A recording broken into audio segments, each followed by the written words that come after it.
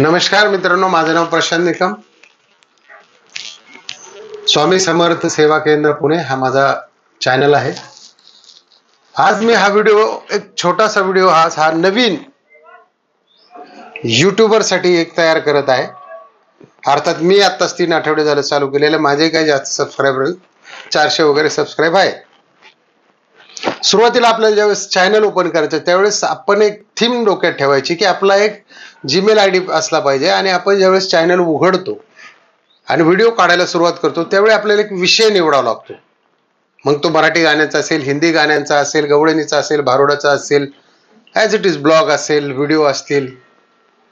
तर तुम्ही ते डिस्क्रिप्शन मध्ये पहिले फिल करून घ्यायचे. कारण ज्यावेळी आपण व्हिडिओ अपलोड करतो त्यावेळी ते यूट्यूबला कुठे आपला व्हिडिओ नक्की पाठवायचा, कुठल्या कॅटेगरीमध्ये, मग ते सोपं जातं. आपल्याला ते व्ह्यू यायला मदत होते. आता तुम्ही सुरुवात करताना काय करायचं, पहिलं टार्गेट तुमचं ठेवायचं की 100 मला सबस्क्रायबर करायचे. बाकी सोडून द्या. 1000, 500, half monetize, full monetize. Half monetize म्हणजे काय की तुमचे जर 500 सबस्क्राईब आणि 3000 तासात जर व्हिडिओ झाला असेल म्हणजे टोटल काउंट, तर तुम्ही हाफ मॉनिटाईज होता. आणि 1000 सबस्क्रायबर प्लस 4000 तास तर तुम्ही फुल मॉनिटाईज होता. म्हणजे तिथून तुम्हाला पैसे जनरेट करण्याची संधीची सुरुवात होते. तर या ठिकाणी आपण तेवढा विचार न करता सुरुवातीला आपण विचार करायचा की मला 100 सबस्क्रायबर कसे करायचे. तर या ठिकाणी समजा तुम्ही प्रथमतः छोट्या व्हिडिओने सुरुवात करा. म्हणजे 30 सेकंद असेल, 40 सेकंद असेल किंवा 58-59 1 मिनिटाच्या पुढे कुठलाही शॉर्ट करायचा नाही, तो व्हिडिओमध्ये जातो. समजा तुम्ही 30 सेकंदाचं एखादं गाणं घेतलं असेल, हिंदी गाणे असेल, मराठी असेल, ॲज इट इज तुम्ही अपलोड करायचं इथे. आता हे गाणं तुम्ही कधी टाकायचे की मॅक्सिमम पब्लिक 6 ते 10 पर्यंत जास्त क्राऊड असतो यामध्ये यूट्यूबला. त्या वेळेमध्ये तुम्ही हा व्हिडिओ अपलोड करायचा आहे. आणि जर तुमचे नातेवाईक असतील, मित्र असतील, त्यांना व्हॉट्सअप ग्रुपवरती एकदा सांगायचं की माझा हा चॅनल सुरू झालेला आहे, तुम्ही याला सबस्क्राईब करा.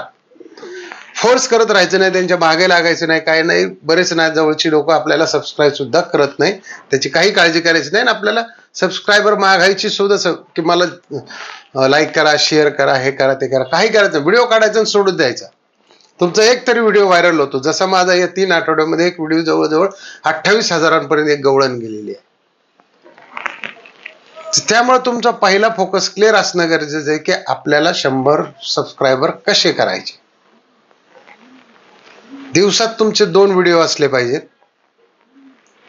आणि याच्यामध्ये कुठलीही सारखी सेटिंग करत बसायची नाही किंवा कुठला दुसरा युट्यूबचा व्हिडिओ घेऊन त्याच्यावरती टाकायचा नाही. त्याचं कारण असं होतं की तो कॉपीराईट होतो, आपल्या लक्षात येत नाही. आणि नंतर ज्यावेळी आपलं चॅनल मॉनिटाईजला येतो त्यावेळी यूट्यूब आपल्याला मॉनिटाईज करत नाही. मग आपल्या एवढ्या सगळ्या केलेल्या याच्यावरती पाणी फिरतं.